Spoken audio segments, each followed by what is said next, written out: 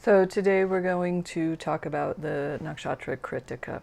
Krittika is currently the third nakshatra in the count of 27 nakshatras, which in modern times is considered to begin with Ashvini. But traditionally, before the big cosmos moved around, the count of the nakshatras started with Krittika. Krittika is ruled over by Agni, the god of fire, and Agni is the first word of the Rig Veda, the oldest of India's Vedas. Every nakshatra has a marker star, and yogas that occur, or planets that occur within 3 degrees of what is known as the Yogatara, tend to amp up in importance in a person's life. The Yogatara for Krittika is at 6 degrees and 7 minutes of Taurus. Krittika is the Pleiades, and the Pleiades are famous in many traditions. They're associated with many different things, often with sorrow. But in the Vedic tradition, Krittika means the cutters, and the symbol of Krittika is a sharp cutting blade or a razor. It can also be a pen. The nakshatra is associated with writing and with incisive truth, period, often written down but sometimes spoken. Its Shakti is Dahana Shakti, the power to burn or purify things, which of course is logical because that's what fire does. Its basis above is heat, its basis below is light, and its desire is to be the eater of food for the gods, which is what Agni, the god of fire, does. Fire is a tremendous purifier, and he lives in both heaven and earth. He's the mediator between men and gods. He transfers all the offerings to the gods. Fire has the power to eat anything and to purify it in the process. Traditionally, Agni is depicted as riding on a ram, sometimes in a chariot, and fire goes with the visual sensibility and is also correlated with intelligence, health, strength, beauty, vitality, gold. So this nakshatra can be represented with wealth as well. Agni is depicted as having 7 tongues and riding on a ram. So the 7-tongued thing brings in all associations with 7, the colors of the rainbow, the chakras, etc. But it also, for Krittika people, can signify very complex subjective thought processes that lead into decisions. This nakshatra is affiliated with several qualities, as all nakshatras are. One is appetite and digestion, transformation, because the digestive fire in Ayurveda is seen as a fire. Fire is correlated with all metabolic processes. So anything that involves a continual transformational process, it comes forward with this nakshatra. Heat, light, brightness, intelligence, the ability to ingest and digest not just food, but experience, concepts, knowledge, and information. Whatever planet is here, the person will tend to devour.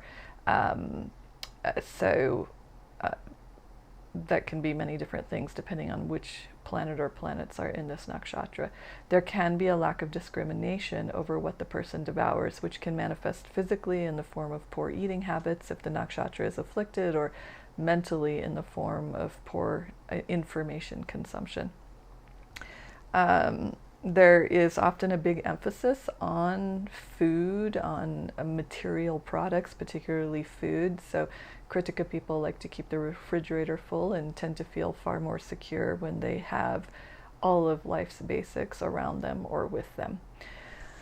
It can also be associated with certain kinds of consumption-oriented addictive tendencies, whether to sex or drugs or alcohol or shopping, etc. Krittika people tend to be creators and doers. There tends to be a strong, fiery self-motivation, a real strong need to get things done by any method available. They can be very innovative when it comes to getting things done and come up with new methods to do things. The association with fire also, this doer thing can take the form of being a photographer or a filmographer or a writer. They tend to thrive in occupations requiring precision and skill. There's also a theme of injuries and accidents that come with this nakshatra. Agni can destroy things, so there can be a kind of unqualified destructive quality that can come out in the personality, particularly when a person gets angry. This can also pertain to industrial accidents, mass disasters, calamities of any kind, things getting chopped up, things getting burned down, things getting exploded. All of these things can happen under the sway of this nakshatra. There's this theme of being a go-between, a messenger, or a witness. So this can be someone who functions in shamanic or priestly capacities as an intermediary between us and other realms. It can be in the form of being a writer or author, someone who tells information to other people that they need or want to know. And this can also function as a whistleblower capacity and an eyewitness capacity, where people reveal truths that others would prefer to have remain secret. In a positive sense, that can function spiritually as someone who teaches spiritual secrets, but this can also be corporate whistleblowers, people who reveal secrets of any agency that doesn't want its secrets revealed. If the nakshatra is afflicted, such things will tend not to go well for the person in question. They'll be hurt in some way for revealing the truth. There's a kind of iconoclasm that comes with this nakshatra, so people tend to be unique. And they can also be cynical. Sometimes looking too deeply into the truth can create cynicism.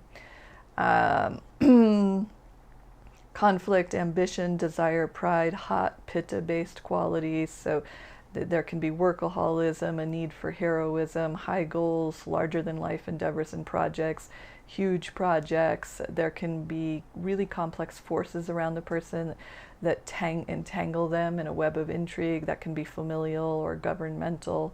But they often end up, for complex reasons that they can't fully control, entangled in these kinds of situations that start to beg questions of truth in narrative. Heat is obviously another theme, so and that heat can lead to too much pitta in the nervous system. There can be a kind of bipolar tendency, both in the nervous system and in the digestive system. Fire rises up and dies down, so there can be really variable digestion and really variable nervous system processes that can be diagnosed as bipolar and or schizophrenia sometimes. Surrogacy is another theme, so relationships that are built around secrets, affairs, mistresses, strangeness in marriage, trophy husbands or wives, and surrogacy around children, important children, unusual circumstances surrounding getting a child, adoption, and there's a general theme of assumption of responsibility for protecting others. Agni is involved in a lot of sexual intrigue and the mythology that surrounds him, so this can also be true of a Krittika person. And as an example of a Krittika person, today we have Julian Assange. Julian Assange has Saturn in Krittika, which Saturn is a malefic. And if you look at the chart closely, Saturn is what is called the Sukshma or subtle lord of the ascendant, because Saturn owns the rising nakshatra Anuradha, and Saturn is at 8 degrees of Krittika, putting it within 2 degrees of the Yogatara. And Saturn has Digbala, but Saturn is also exactly opposite the ascendant. The ascendant is 8 degrees 38 minutes, and Saturn is at 8 degrees 19 minutes. For all these reasons, in addition to being trined by Rahu, his Saturn becomes very, very important in terms of what has happened in his life. So he is, of course, a whistleblower. He's the creator of WikiLeaks, and he has, of course, suffered greatly over having played that role in the creation. Additionally, he has Sun, who rules government, and also his 10th house, which rules government, in the 8th house of scandal and intrigue in the nakshatra Ardra, which is a classically difficult nakshatra. So then the question on everyone's mind these days is whether or not Julian Assange will be extradited by arguably well, one of the most powerful governments in the world, be extradited to one of the most powerful governments in the world, and get his 175-year prison sentence if he's lucky enough to live through that process, or unlucky enough to live through that process, as the case may be. In his favor is the fact that he has a retrograde Jupiter within 5 degrees of his natal ascendant, which confers a substantial amount of protection to his ascendant and therefore to his physical person. He is currently, in terms of sexual intrigue too, this is another theme that has played out for him, because his original arrest involved accusations by 2 women of sexual wrongdoing on his part. Venus is down here in the 8th house as well. So these are 2 factors that tie into that theme. However, with the Jupiter in the ascendant, although he is currently serving 50 weeks in Belmarsh prison in England, and of course this is happening while Saturn looks into his 8th house and while Rahu transits through his 8th house, with Saturn also aspecting in. However, given the fact that his Dasha Lord Mercury is in the 9th house and is aspected to within a little over 3 degrees by Jupiter, who sits in that ascendant, I would say that there is a good chance that Julian will escape, at least for the time being, extradition to the United States. Although, of course, with Mercury as the 8th Lord, it is in the 9th house, which is a lucky position. It drags 8th house themes into the 9th house. It is aspected by Jupiter, but he still has to live through these 8th house themes, which may hopefully improve for him when Rahu gets out of Gemini in, what would that be? About a year.